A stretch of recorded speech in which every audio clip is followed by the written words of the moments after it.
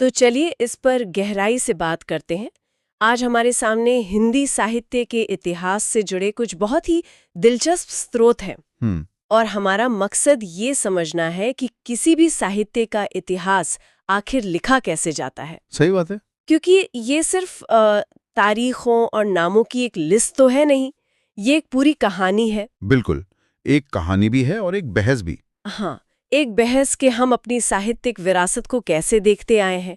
और ये कहानी, जो कि बहुत हैरान करने वाली बात है, एक फ्रांसीसी विद्वान से शुरू होती है। यहाँ जो सबसे आकर्षक बात है वो ये है कि साहित्य का इतिहास लिखना भी अपने आप में एक रचनात्मक काम है। अच्छा। हाँ, हर इतिहासकार सिर्फ तथ्य नहीं जुटाता, बल्कि उन्हें एक नजरिए से, एक दृष्टिकोण से जोड़कर एक नैरेटिव तैयार करता है। मतलब एक ढांचा बनाता है। बिल्कुल।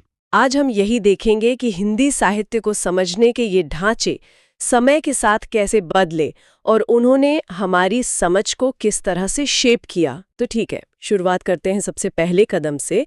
1839 में गार्सा द तासी, एक फ्रांसीसी विद्वान, हाँ। उन्होंने इस्तवार दला लिटरेचर एंदुई ए हिंदुस्तानी नाम की एक किताब लिखी। हाँ। और कमाल की बात यह है कि यह फ्रेंच भाषा में थी।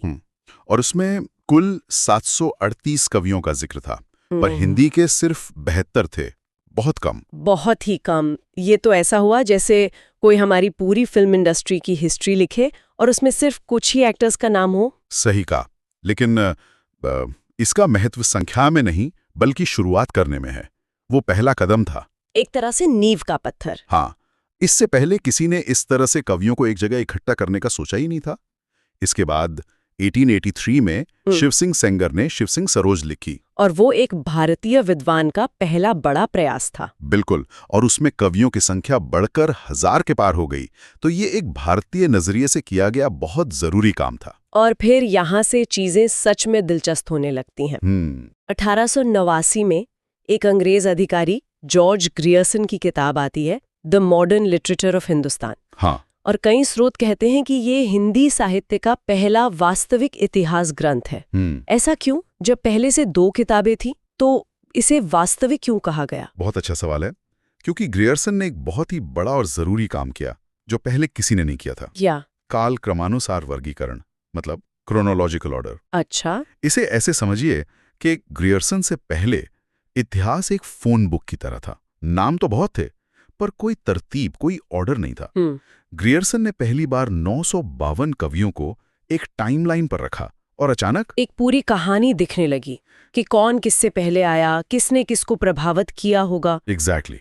अब वो सिर्फ एक लिस्ट नहीं थी, वो एक कहानी थी जिसकी शुरुआत थी, मध्य था और एक संभावित अंत भी था। मतलब अब ये सिर्फ कलेक्शन नहीं बल्कि कनेक्शन की शुरुआत थी। हाँ। और इसी कनेक्शन को मिश्र बंधुओं ने और आगे बढ़ाया अपने ग्रंथ मिश्र बंधु विनोद से।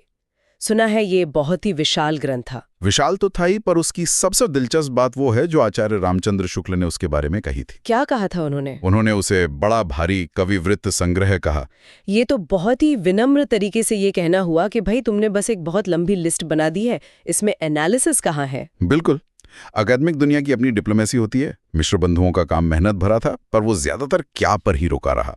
और साहित्य का इतिहास क्यों और कैसे के सवाल भी पूछता है, और यहीं पर आचार्य रामचंद्र शुक्ल की एंट्री होती है, जिसने सब कुछ बदल दिया। एकदम। हाँ, 1929 में प्रकाशित आचार्य रामचंद्र शुक्ल का हिंदी साहित्य का इतिहास एक मील का पत्थर है। आज भी हम जब बात करते हैं आदिकाल, भक्तिकाल, रीतिकाल, आधुनिक काल, तो हम असल में शुक्ल जी का ही चश्मा पहनकर देख रहे होते हैं। बिल्कुल। मेरा सवाल ये है कि उनका ये विभाजन आज भी इतना पॉपुलर क्यों है? क्या ये इसलिए कि ये बिल्कुल परफेक्ट है, या सिर्फ इसलिए कि ये सबसे पहले आया और सबके दिमाग में बैठ गया?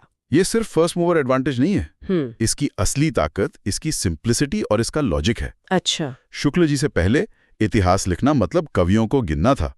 शुक्ल जी ने आकर कहा, कवियों को गिनो मत, उनके पीछे की सोच को समझो। सोच को समझो। हाँ, उन्होंने हर दौर की एक आत्मा या एक सेंट्रल थीम पकड़ी, जिसे उन्होंने मुख्य प्रवृत्ति कहा। मतलब उन्होंने पूछा कि इन सब कवियों को एक साथ जोड़ने वाली बड़ी कहानी क्या है। And that changed the game entirely. Precisely. उन्होंने देखा कि एक खास दौर में ज्यादातर कवि वीर रस की कविताएं लिख रहे थे, तो उन्होंने उस काल को वीर गाथा काल कह दिया। जब भक्ति की लहर आई तो उसे भक्ति काल कहा। उन्होंने पहली बार साहित्य को उसके राजनीतिक, सामाजिक और सांस्कृतिक कॉन्टेक्स्ट में रखकर देखा। तो वो सिर्फ एक लाइब्रेरियन नहीं थे जो किताबें जमा कर रहे हो, नहीं, वो एक डिटेक्टिव थे जो हर दौर के पीछे का मोटिव ढूंढ रहा था। बिल्कुल सही। इसी वजह से उनका ग्रंथ एक प्रतिमान ग्रंथ, यानी एक बेंचमार्क बन गया जिससे बाद के सभी इतिहासों को तौला जाना था। तो ठीक है, अगर शुक्ल जी ने एक तरह से हिंदी साहित्य के इतिहास का ताजमहल बना दिया, तो क्या कहानी वहीं खत्म हो गई, या फिर बाद के इतिहासकारों ने उसमें नए कमरे जोड़ने या उसकी नींव को ही चुनौती देने की कोशिश की? दोनों हुआ। शुक्ल जी के बाद इतिहासकारों ने उनके घर में दो तरह से बदलाव करने की कोशिश की। कैसे? कुछ ने कहा कि घर की नींव यानी स्टार्टिंग पॉइंट ही गलत है, और दूसरों ने कहा कि घर बनाने का तरीका यानी मेथोडोलॉजी ही बदलनी चाहिए। ये तो दिलचस्प है। पहले नींव को चुनौती देने वालों की बात करते हैं। इसमें सबसे बड़ा नाम आता है हजारी प्रसाद द्विवेदी का। द्विवेदी जी। उनका शुक्ल जी से एक वैचारिक मतभेद था, खासकर भक्ति काल को लेकर। अच्छा, वो इस्लाम की प्रतिक्रिया वाला मुद्दा? हाँ बिल्कुल। शुक्ल जी का मानना था कि भारत में भक्ति आंदोलन इस्लाम के आने की एक प्रतिक्रिया के तौर पर उभरा। पर द्विवेदी जी इससे सहमत नहीं थे। बिल्कुल नहीं, उन्होंने इस बात को सिरे से खारिज कर दिया। उन्होंने तर्क दिया कि भक्ति की परंपरा भारत की अपनी हजारों साल पुरानी और स्वाभाविक परंपरा है। मतलब ये बाहरी दबाव का नतीजा नहीं, ये एक आंतरिक मानवतावादी आवाज है, और ये एक बहुत बड़ा आइडियोलॉजिकल शिफ्ट था। तो अगर द्विवेदी जी ने इतिहास की क्यों को चैलेंज किया, तो क्या किसी ने इसके कब को भी चैलेंज किया, मतलब इसकी शुरुआत को लेके? हाँ बिल्कुल, ये काम किया डॉक्टर रामकुमार वर्मा ने। 1938 में उनके हिंदी साहित्य का आलोचनात्मक इतिहास में उन्होंने शुक्ल जी के आदिकाल से भी पहले दो और काल जोड़ दिए। दो और काल कौन से? संधिकाल और चारण काल। वो हिंदी साहित्य की शुरुआत को और भी पीछे संवत 750 तक ले गए। अच्छा, मतलब उन्होंने अपभ्रंश के कवियों को भी हिंदी में शामिल कर लिया। हाँ, एक तरह से उन्होंने कहा कि इस घर की नींव जितनी दिखती है उससे कहीं ज्यादा गहरी है। ठीक है, तो कुछ लोगों ने नींव को खोदा और कुछ ने वैचारिक दीवारों को हिलाया, लेकिन उन लोगों का क्या जिन्होंने कहा कि बनाने का तरीका ही बदलना चाहिए, द मेथोडोलॉजी इटसेल्फ? उसमें एक बड़ा नाम है गणपति चंद्र गुप्त का। 1965 में उन्होंने हिंदी साहित्य का वैज्ञानिक इतिहास लिखा। नाम से ही जाहिर है। हाँ, वो इतिहास को ज्यादा ऑब्जेक्टिव, ज्यादा साइंटिफिक बनाना चाहते थे। तो उन्होंने शुक्ल जी के प्रवृत्ति वाले आधार को छोड़ दिया। उन्होंने एक विकासवादी दृष्टिकोण अपनाया और साहित्य को 3 सीधे साधे कालखंडों में बांटा, प्रारंभिक, मध्य और आधुनिक। उनका दावा था कि ये तरीका ज्यादा तटस्थ है। तो अब तक हमने देखा कि लोगों ने शुक्ल जी के फ्रेमवर्क को चैलेंज किया, मेथड को चैलेंज किया, लेकिन क्या किसी ने ये हिम्मत की कि कहे शुक्ल जी आपका इतिहास ही अब पुराना हो गया है, एक नया इतिहास लिखते हैं? हिम्मत की, और उसका ऐलान अपनी किताब के नाम में ही कर दिया। अच्छा, यहीं पर बच्चन सिंह आते हैं और 1996 में अपनी किताब का नाम रखते हैं हिंदी साहित्य का दूसरा इतिहास। दूसरा इतिहास, ये नाम ही अपने आप में एक स्टेटमेंट है। बिल्कुल। वो कह रहे थे कि पहला इतिहास शुक्ल जी का था, पर अब एक नई दृष्टि की जरूरत है। उन्होंने आदिकाल को अपभ्रंश काल कहा और भक्ति काल और रीति काल को किसी की प्रतिक्रिया के तौर पर नहीं देखा। तो फिर किस तौर पर देखा? उन्होंने उन्हें अपनी सामाजिक आर्थिक वजहों से उपजी स्वतंत्र इकाइयां माना। वाह, मतलब अब तक हम देख रहे थे कि इतिहास या तो विचारों का विकास है या परंपरा का।